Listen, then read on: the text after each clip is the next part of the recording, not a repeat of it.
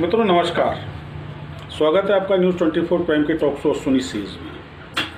मित्रों, आज पुनः चर्चा का विषय राजनीति। राजनीति इसलिए कि कल से आज तक एक गहन बदलाव आ रहा है, ऐसा दर्शित हो रहा है भारत की राजनीति में। और भारत की ही नहीं, ये विशेषकर प्रभाव दे रही है कांग्रेस की राजनीति को। जिस तरह मैंने कल आपसे शेयर किया था कि कांग्रेस के कुछ वरिष्ठ लीडरान अलग होकर के एक अपना फ्रंट बना रहे हैं, जो कांग्रेस के नेतृत्व के बदलाव की मांग कर रहे हैं। यानी वो गांधी परिवार के चुंगल से कांग्रेस को मुक्त करना चाहते हैं। बहुत सीनियर लीडर आनंद शर्मा ने इस बात को कल उठाया कि कांग्रेस का नेतृत्व पिछले 10 सालों में बहुत गिरा है और जिसका खामियाजा पूरी पार्टी भुगत रही है। आज उसी क्रम में गुलाम नबी आज़ाद के स्टेटमेंट आए। वो स्टेटमेंट प्रो मोदी थे, जिसमें उन्होंने प्रधानमंत्री की तारीफ की नाम तो नहीं लिया, लेकिन प्रधानमंत्री की दिल खोलकर तारीफ करी। तो एक बदलाव सा दिख रहा है और ये बदलाव दृष्टिगोचर कर रहा है दो चीज़ों की तरफ। जहाँ तक मैं समझता हूँ कि अगर केवल कांग्रेस के नेतृत्व की बदलाव की बात थी तो पीएम की इस तरह तारीफ किया जाना कहीं ना कहीं शंका उत्पन्न कर रहा है। या जैसा मैंने पूर्व में आपसे शेयर किया था कि जिस दिन गुलाम नबी आज़ाद का रिटायरमेंट था राज्यसभा से, और उस दिन उन्होंने जिस तरीके से पीएम मोदी की तारीफ की थी, वो कोई ना कोई बदलते समीकरण का आभास करा रहे थे। कल वरिष्ठ नेताओं की बैठक, उसके बाद आज पुनः गुलाम नबी का स्टेटमेंट, ये कहीं ना कहीं इंगित कर रहा है कि अंदर खाने में कोई गहरी खिचड़ी पक रही है और वो खिचड़ी कहीं ना कहीं प्रो भाजपा है। अच्छी बात है, आदमी मौका परस्त होता है और राजनीति तो वैसे भी मौका परस्तों का खेल है। पर एक सवाल उठता है, यही गलतियां अब से पूर्व कांग्रेस करती थी। विरोधी पार्टियों के बड़े नेताओं को तोड़ करके अपने में शामिल करना, अपने को मजबूत करना, मजबूती की आड़ में अपने कार्यकर्ताओं को नज़रअंदाज करना। कहीं यही कुछ तो रिपीट भाजपा नहीं कर रही है? क्योंकि भाजपा के जो निचले पायदान के कार्यकर्ता और नेतृत्व है, उसमें बहुत ही कशमकश की स्थिति है। चूँकि संघ के चलते तथाकथित डिसिप्लिन का भाव है और भाजपा का सेकंड और थर्ड ग्रेड कार्यकर्ता जो है, बल्कि ये कहें कि जो सेकंड ग्रेड कार्यकर्ता है या जो राज्य स्तर पे राजनीति करता है, वो भाजपा के इस इंपोर्ट पॉलिसी से बड़ा प्रभावित होता है और इसको लेकर के उसमें आक्रोश भी है। आक्रोश तो थर्ड और फोर्थ ग्रेड कार्यकर्ताओं में भी है। वो कार्यकर्ता जो पार्टी के लिए तब से संघर्षरत हैं जब पार्टी का अपना कोई वजूद न था सिवाय नाम के। सुनते थे एक भाजपा है, हिंदुत्व की बात करती है, हिंदुओं के लिए लड़ती है, हिंदुओं की बात कहती है, बात उठाती है। और तब का संघर्ष करते करते आज जब वो भाजपा सत्ता के मुकाम पे आई तो थर्ड और फोर्थ ग्रेड के कार्यकर्ताओं को पूरी तरह नज़रअंदाज किया गया। उसकी जगह जो इम्पोर्टेड नेता हैं उनको पार्टी में तजरीह दी गई।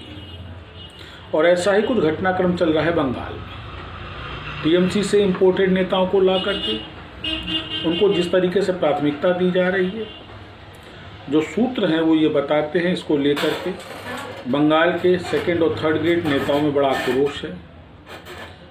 क्योंकि इन नेताओं के लिए उनके कैरियर का सवाल जो होता है वो चुनाव, पार्षदी का चुनाव, विधायकी का चुनाव, ये वो दो अवसर होते हैं। और अगर फोर्थ ग्रेड कार्यकर्ता है तो उसके लिए ग्राम पंचायतों का चुनाव। वो अपेक्षा करता है कि अपनी पार्टी से कि पंचायतों के चुनाव में या पार्षदी चुनाव में वो पार्टी का जो है अधिकृत प्रत्याशी होगा। परंतु जब उसको ये मालूम पड़ता है कि उसकी जगह विरोधी पार्टी से शामिल हुए नेता को तजरीह दी गई, तो कहीं ना कहीं वो अंदर से क्षुब्ध होता है। और सत्ता मद में आज भाजपा यही कर रही है। पार्टी कार्यकर्ताओं की सुनी नहीं जा रही है।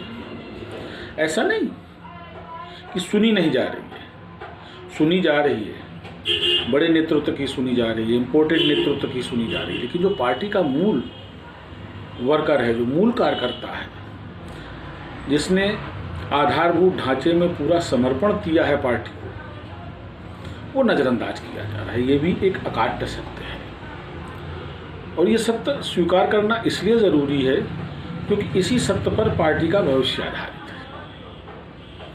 ये सही है कि अनुशासन के नाम पर, संघ की पॉलिसीज़ के नाम पर वो प्रत्यक्ष विरोध नहीं कर पा रहा है, लेकिन वो अंदर अंदर क्षुब्ध है। भाजपा के शीर्ष नेतृत्व को इस बात को समझना चाहिए कि जिस तरीके से वो इम्पोर्टेड नेता ला करके, कानपुर का ही एक प्रकरण बड़ा चर्चित है, विरोधी पार्टी के एक नेता को ला करके न केवल उसको शामिल किया गया, अपने वरिष्ठ कार्यकर्ताओं को नज़रअंदाज करके उसको विधायकी का टिकट दिया गया, वो जीता भी। दोनों फैक्टर काम आए, जो उसने अपनी पार्टी में रह के काम किया प्लस जो भाजपा का उसको बैनर मिला। परंतु इन दोनों चीज़ों में जो उस क्षेत्र का कार्यकर्ता था, नेता था, वो क्षुब्ध हुआ, आहत हुआ। लेकिन भाजपा को किसी के भावनाओं की चिंता नहीं है। ये स्पष्ट हो गया है वर्तमान भाजपा की नीतियों से। सरकार अगर संवेदनशील होती, मैं पुनः आपसे शेयर कर रहा हूँ, 100 रुपये का पेट्रोल ना होता। सरकार अगर संवेदनशील होती तो महंगाई इस समय चरम पे ना होती। सरकार अगर संवेदनशील होती तो मध्यम वर्ग इस तरीके से विचलित ना होता। सरकार अगर संवेदनशील होती तो सवर्ण वर्ग आहत ना होता।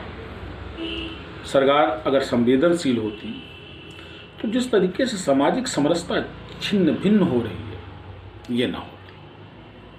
परंतु इन सब संवेदनहीनता के बावजूद आज भी पार्टी की एक पॉलिसी सक्सेस है और वो है तथाकथित हिंदुत्व की। हिंदुत्व बचेगा, हिंदू बचेगा या नहीं बचेगा, या रह पाएगा या नहीं रह पाएगा, कितने दिन चल पाएगा, ये तो भविष्य के गर्भ में है।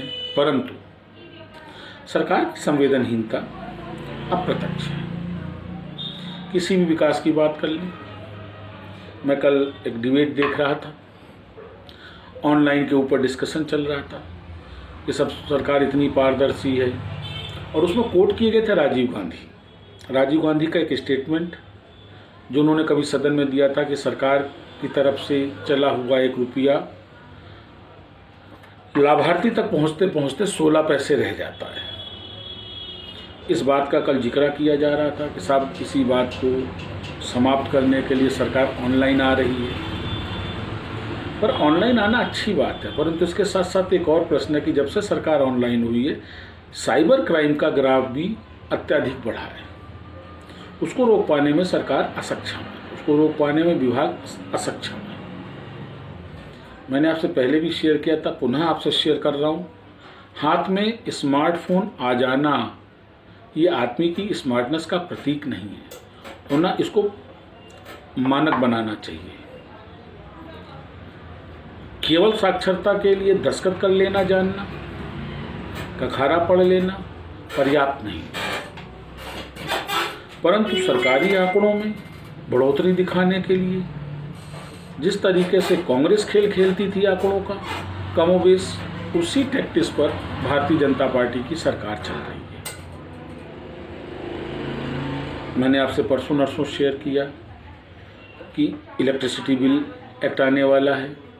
इस एक्ट के आने के बाद इलेक्ट्रिसिटी के दामों में बेपनाह बढ़ोतरी होगी, ऐसी संभावनाएं प्रदर्शित की जा रही हैं।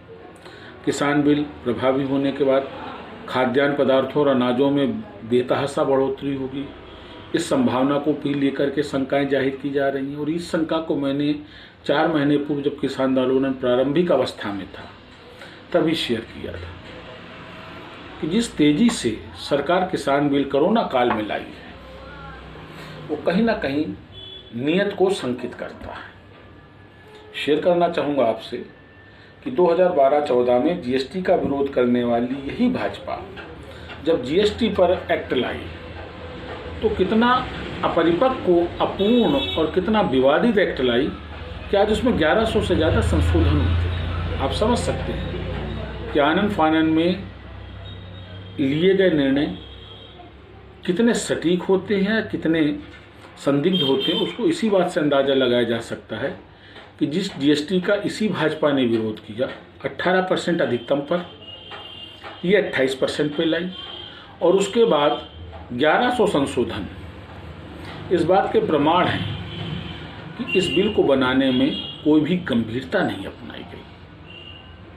ठीक उसी तरीके से जिस तरीके के भारत के संविधान को लेकर के जितने उसमें संशोधन हुए, वो संशोधन कहीं ना कहीं प्रदर्शित करते हैं एक चीज कि या तो संविधान निर्माताओं ने गलती करी, दूसरी चीज या इन राजनीतिज्ञों ने अपने स्वार्थ लाभ के लिए संविधान को संशोधित किया। ये विचार का विषय है, इस पर मनन करना चाहिए भारत के बुद्धिजीवियों पर।